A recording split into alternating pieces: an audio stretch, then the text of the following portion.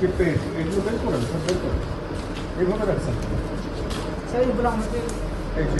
এটা Dhaka medical college hospital, এটা Dhaka medical college hospital, এটা Dhaka medical college hospital, Dhaka medical college hospital, Dhaka medical college hospital, Dhaka medical college hospital, Dhaka medical college hospital, Dhaka medical college hospital, Dhaka medical college hospital, Dhaka medical college hospital. আরও আছে বের করেন।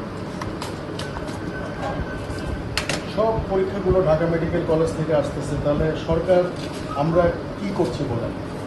আমরা তো কিছু করি। ঢাকা মেডিকেল তো রিচ, বলেন আপনি আমার।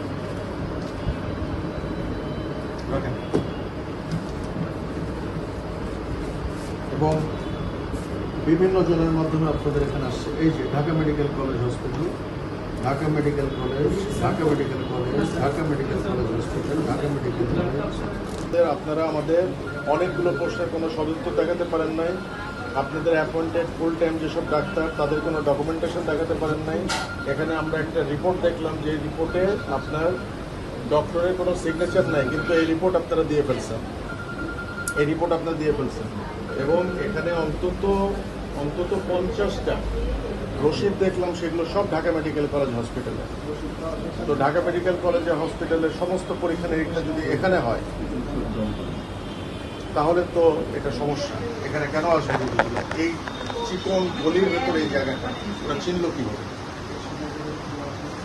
তো এখন আমরা চিঠি দেবো, আপনাদের ফরমালি চিঠি দেবো এটা বন্ধ রাখার জন্য। এবং এই সময় মতো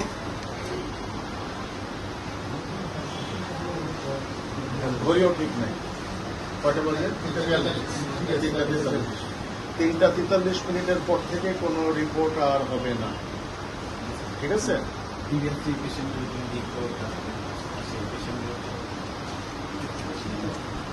আপনাদের এই সেন্টারে পরীক্ষা নিরীক্ষা করার ন্যূনতম কোনো ক্রাইটেরিয়া নাই। সুতরাং আমি আপনাকে বলতে পারছি না যে এখানে যে রোগীগুলো আছে তাদের আপনি পরীক্ষা করে ওদের বিপদ মুক্ত করেন, কারণ ওদের অলরেডি আপনারা বিপদে ফেলে দিচ্ছেন। এটা আমি জানি না আপনারা কিভাবে সলভ করবেন। তবে আমার পরামর্শ হলো, যেহেতু তারা এখানে আসছে, অর্থ ব্যয় করছে, টাকা পয়সা খরচ করছে, এদের ভালো কোনো সেন্টারে আপনারা নিজ দায়িত্বে নিয়ে যাবেন, নিয়ে গিয়ে পরীক্ষা করে তাদেরকে সসম্মানে ঢাকা মেডিকেলে ফেরত পাঠাবেন, ঠিক আছে? আমি আপনাকে তো বলতে পারছি না যে আপনি পরীক্ষাগুলো করে এদেরকে বিদায় করেন, তারপর আপনি বন্ধ রাখেন। এটাও আমি বলতে পারছি না। আমি আপনাকে বোঝাতে পারছি? সুতরাং এই 4:45 থেকে সমস্ত কার্যক্রম বন্ধ। এরপর আপনারা কোনো কার্যক্রম চালাবেন না, আমরা পরবর্তী নির্দেশনা দেওয়া পর্যন্ত।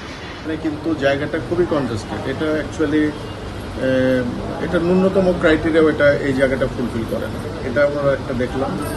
ওপরে প্যাথোলজি যেখানে হয় সেখানে গেলাম, সেখানে একটা রুম ভাড়া করা, মানে এটা একটা কোয়ার্টারের মতো, হাউজিং কোয়ার্টার, এটা ভাড়া করা। এখানে প্রত্যেকটা রুমে দেখলাম যে বিভিন্ন ধরনের মানুষজনের থাকার ব্যবস্থা, ওনারা ওখানে থাকেন। একটা রুমে শুধু প্যাথোলজি টেস্টগুলো হয়, আর এটাও কোনো ক্রাইটেরিয়ার মধ্যে পড়ে না। আমরা এখানে এসে একটা প্যাথোলজি রিপোর্ট দেখলাম, যেটা ডক্টর সিগনেচার ছাড়া তারা অলরেডি এটাকে সার্কুলেট করছে। এবং মজার ব্যাপার হলো, এখানে যত রুগী, প্রত্যেকটা রুগী ঢাকা মেডিকেল কলেজ হসপিটাল থেকে এখানে আসছে।